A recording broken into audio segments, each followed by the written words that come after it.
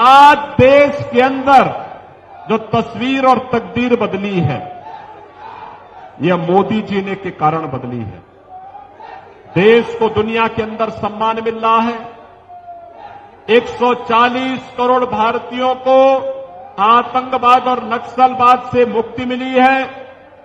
देश की सीमाएं सुरक्षित हुई हैं। विकास के बड़े बड़े कार्य हो रहे हैं। Highway, railway, metro, rapid rail, train की नई नई सौगात वंदे भारत, अमृत भारत, नमो भारत ट्रेन के रूप में मिल रही है। 1 डिस्ट्रिक्ट 1 मेडिकल कॉलेज बन रहे हैं। हर कमिश्नरी में विश्वविद्यालय बन रहे हैं।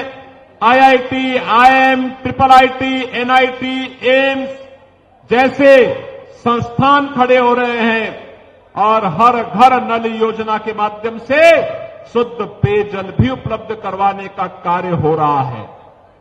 बहनों और भाइयों, याद करिए, ये समाजवादी पार्टी की सरकार के समय गरीब भूख से मरता था।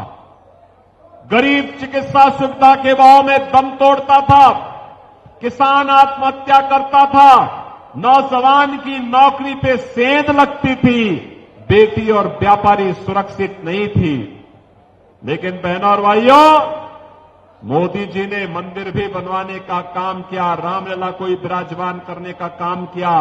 तो हमने कहा, मोदी जी अगर रामलला को विराजमान कराने का काम कर रहे हैं और अयोध्या में रामलला विराजमान हुए हैं, तो ये बड़े बड़े माफिया और अपराधी जो जनता का खून चूसते थे, हमने कहा इनकी भी राम नाम सत्य है कि यात्रा निकाल लेनी चाहिए। बहनों और भाइयों, आज आप देखते होंगे उत्तर प्रदेश में कोई माफिया, जितने दुर्दांत माफिया थे, या तो जहन्नुम में चले गए या फिर प्रदेश छोड़ करके सदैव के लिए मुक्त हो चुके हैं। बहनों और भाइयों, आज आप देखो, गरीब के लिए राशन भी है। 5 लाख रुपए के आयुष्मान के कार्ड की सुविधा भी है। किसान के लिए किसान सम्मान निधि है। गरीब के लिए पेयजल की व्यवस्था भी है।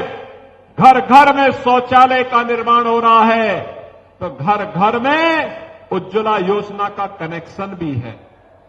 मोदी जी ने कहा है, तीसरी बार सरकार बनेगी, तीसरी बार सरकार बनेगी तो 70 वर्ष से ऊपर के हर व्यक्ति को 5 लाख रुपए प्रतिवर्ष स्वास्थ्य की सुविधा उपलब्ध करवाएंगे।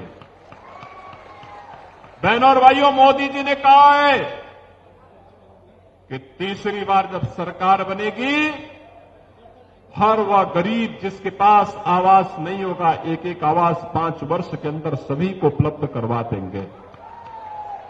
और बहनों और भाइयों, मैं इसीलिए आपके पास आया हूं, आपसे यही कहने के लिए आया हूं कि जिन लोगों ने आजमगढ़ के सामने पहचान का संकट खड़ा किया था, ये आजमगढ़ को जिन्होंने आतंकवाद का गढ़ बना दिया था, उसके कारण आप कहीं बाहर जाते थे, लोग आपको शक की निगाहों से देखते थे।